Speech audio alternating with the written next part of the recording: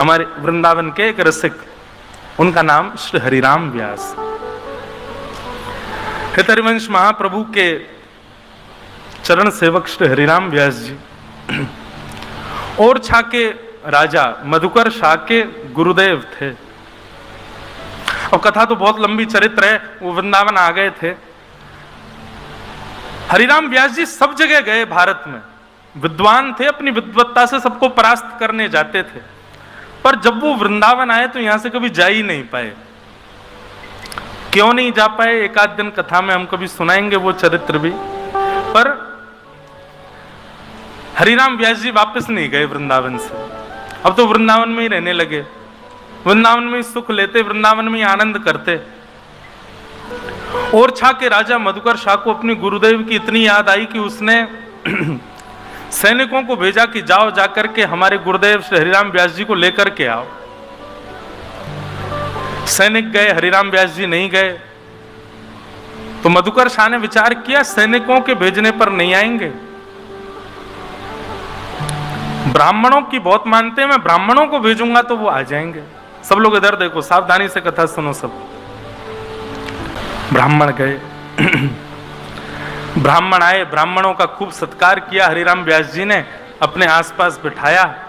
ब्राह्मणों ने निवेदन किया, बोले व्यास जी चलो वृंदावन से चलो। जैसे कोई वृंदावन से जाने की बात करता ना, तो हरिराम व्यास जी ये सोचते आज मुझसे अपराध क्या हुआ जो मुझसे किसी ने वृंदावन त्यागने की बात करी है। सोचो, स्थिति विचार करो हरिराम व्यास जी की। अच्छा, अगर कई लोगों के चित्त में ये भाव आ रही हो कि भाई ये व्यास जी कहीं ना कहीं ठाकुर जी से ज्यादा वृंदावन यश की महिमा गा रहे हैं, तो आप लोगों के मन में ये भेद आना एक दुर्भाग्यपूर्ण है कि आप वृंदावन को ठाकुर जी से विलग मानते। ये बात आप निश्चित मान लीजिए कि वृंदावन साक्षात श्यामा श्याम का मिलित स्वरूप ही है, ये कोई अलग नहीं है। इसलिए वृंदावन यश मैं गा रहा हूं, क्यों? क्योंकि वृंदावन श्यामा श्याम का रस बाहर गाया जाएगा, यहां तो वृंदावन का यश ही गाया जाए। उसी से किशोरी जी को सुख मिलता है, उसी से ठाकुर जी को सुख मिलता है। ऐसा समझो, श्री जी को सुख देने के लिए जहां जहां श्री जी विचरण करती हैं वहां वहां वृंदावन नहीं है, वो वृंदावन का रूप स्वयं श्री कृष्ण ही है। किशोरी जी चरण रखेंगी तो वहां की रज भी श्री कृष्ण है। किशोरी जी से छांव के नीचे बैठेंगी वो वृक्ष भी श्री कृष्ण है। किशोरी जी जहां बैठ करके श्वास भी ले रही है वहां की पवन भी श्री कृष्ण है। ऐसा श्री जी के पक्ष में है। और जहां ठाकुर जी विचरण कर रहे हैं वहां ठाकुर जी के विचरण के लिए वहां की रज श्री जी हैं, वहां का वृक्ष किशोरी जी हैं, वहां की वायु किशोरी जी हैं। श्यामा श्याम इस वृंदावन में नित्य विहार करते हैं। किशोरी जी के लिए श्याम सुंदर वृंदावन है और श्याम सुंदर के लिए किशोरी जी ही वृंदावन है। श्यामा श्याम का मिलित स्वरूप है श्री वृंदावन, ये कोई अलग नहीं है। बहुत सुंदर पद है, मेरी स्मृति में मेरे पास लिखा है, कल मैं उसको ढूंढ के सुनाऊंगा कि किस प्रकार दोनों एक दूसरे की सेवा के लिए ब्रज का ही रूप धारण कर लेते हैं। तो इसलिए वृंदावन यश यदि गाया जा रहा है तो आप इसमें संकुचित मत होइएगा। तो जैसे ही कोई कहता कि व्यास जी ओरछा वापस चलो, तो हरिराम व्यास जी चिंतन नेत्र बंद करके विचार करते, आज सवेरे उठने के बाद अब तक मैंने क्या अपराध किया जो मुझे वृंदावन छोड़ने की आज्ञा मिल रही है कहीं से।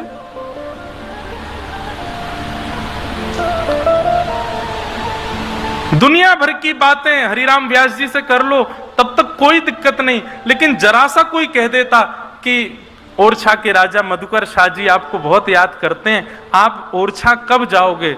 हरिराम व्यास जी के नेत्रों से आंसू आ जाते। हे श्याम सुंदर, हे श्री जी, मैंने क्या अपराध कर दिया जो मुझे वृंदावन त्यागने की कहीं से बात सुनने को मिल रही है? ऐसी स्थिति हो जाती। निकल पड़ते वृंदावन की परिक्रमा में, और परिक्रमा में जो मिलता सबसे क्षमा मांगते, मुझे क्षमा कर दो, मुझसे कोई अपराध हो गया है जो मुझे वृंदावन त्यागने की आज्ञा हो रही है। ऐसी स्थिति थी श्री हरिराम व्यास जी की। हम लोगों की स्थिति कैसी? हम आपकी नहीं, अपने आप को भी उसी में रखते हैं। हमको कोई जरा सा कोई लोभ दे दे दिल्ली में ऐसा ऐसा होना है, बंबई में ऐसा ऐसा कुछ है, कोई समायोजन है, कोई कार्यक्रम है, आपको उसमें पुरस्कार मिलेगा, इतना धन मिलेगा, आदि आदि। हम तुरंत व्यवस्था करते हैं, निकल जाते हैं। हरिराम व्यास जी ऐसी स्थिति में आ गए। एक दिन ब्राह्मणों ने जाकर के श्री हितरवंश महाप्रभु से प्रार्थना की, व्यास जी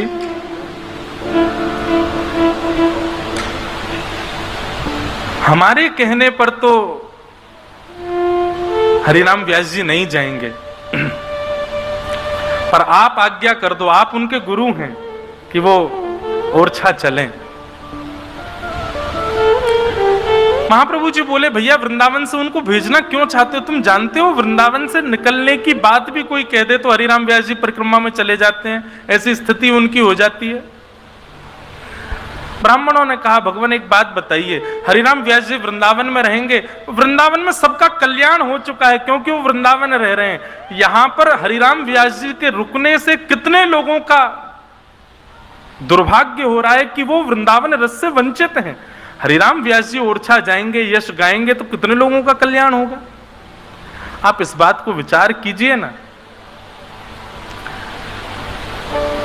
महाप्रभु जी ने थोड़ा विचार किया और विचार करके कहा कि ठीक है, हरिराम व्यास जी को लेकर के आओ, हम उनको आज्ञा कर देंगे कि वो ओरछा चले जाएं।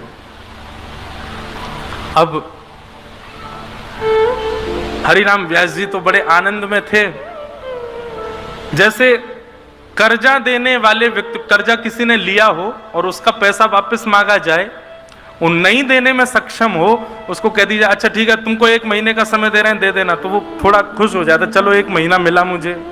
ऐसे हरिराम व्यास जी थे, वो सुबह से शाम तक भागते रहते उन लोगों से दूर जो वृंदावन से जाने की बात करते थे, और शाम होते इतने खुश हो जाते, अब तो जाना नहीं है, ये तो वन है, वन में रात में कौन जाएगा, कम से कम रात भर तो मिलेगी वृंदावन में रहने को।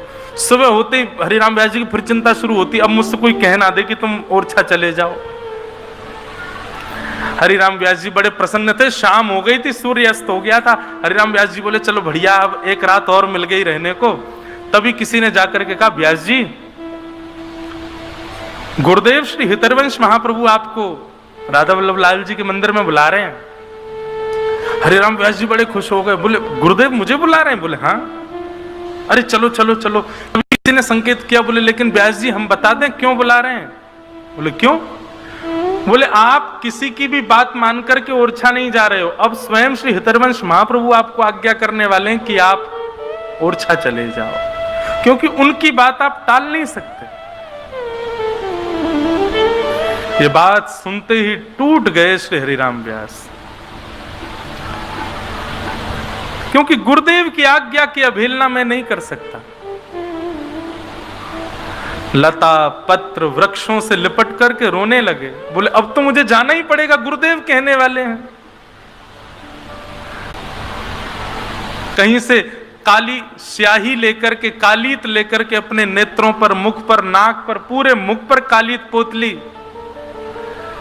राह में एक गधा चल रहा था, उस गधे को प्रणाम करके उस पर बैठ गए हरिराम व्यास जी और जाने लगे राधा वल्लभ जी के मंदिर की ओर। किसी ने जाकर के ये स्थिति सुना दी हितरवंश महाप्रभु को, जाके बोले वो तो गधे पर बैठे हैं, मुंह पर पूरे पर कालीत पोत लिए, पागलों जैसी स्थिति हो गई है, महाराज जी आप चल करके रोकिए उनको। दौड़ करके गए महाप्रभु जी और जाकर के हरिराम व्यास जी को उतारा, मुख धोया, बोले क्या कर रहे हो, गधे पे घूम रहे हो, मुंह पे कालीत पोत के, ये क्यों कर रहे हो इस प्रकार का व्यवहार? हरिराम व्यास जी कहते हैं वृंदावन जिसको छोड़ना पड़े उसकी स्थिति यही होनी चाहिए, मुंह पे कालीत पोत ले, गधे पे बैठ के घूमे, उसका कितना बड़ा दुर्भाग्य कि श्री जी उसको अपना नहीं रही है। महाराज मेरी तो स्थिति यही हो रही है, अब आप आज्ञा कर दीजिए मैं अभी चला जाऊंगा, लेकिन माफ कीजिएगा मेरी स्थिति मैं आपको पहले ही बता दूं, आपकी आज्ञा मान करके मैं चला तो जाऊंगा, लेकिन अब मेरे वश में मेरे प्राण नहीं है। वृंदावन की सीमा जैसे ही समीप आएगी और वृंदावन की सीमा से एक पग बाहर जैसे ही मेरा तन रखेगा, प्राण वहीं निकल जाएंगे, क्योंकि अब प्राण वृंदावन के बगैर नहीं रह सकता। किसी के प्राण अन्न में है, किसी के प्राण जल में है, किसी के प्राण वायु में है, मेरे प्राण श्री वृंदावन में है। मैं यहां इसे तज करके कभी नहीं जा सकता। हितरवंश महाप्रभु ने पत्र लिख करके ओरछा के राजा को कह दिया, बोले क्षमा करना राजन, अब हरिराम व्यास तो कभी ओरछा नहीं आएंगे, तुमको मिलना तो तुम वृंदावन आ जाओ। वो वृंदावन नहीं त्यागा।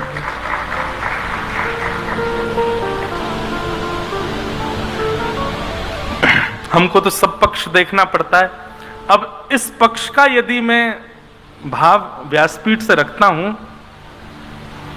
तो कहीं ना कहीं यहां बैठे कई लोग ऐसे हैं जो जिनका जाना अनिवार्य है वृंदावन से। वो क्या करें?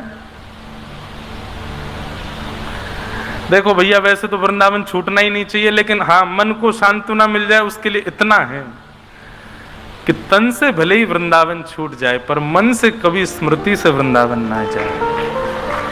नित्य प्रति वृंदावन का स्मरण बना रहे, वृंदावन चित्त में बना रहे। उठते बैठते, सोते खाते पीते, हंसते बैठ, हर स्थिति में वृंदावन का स्मरण बना रहे। ऐसा वृंदावन।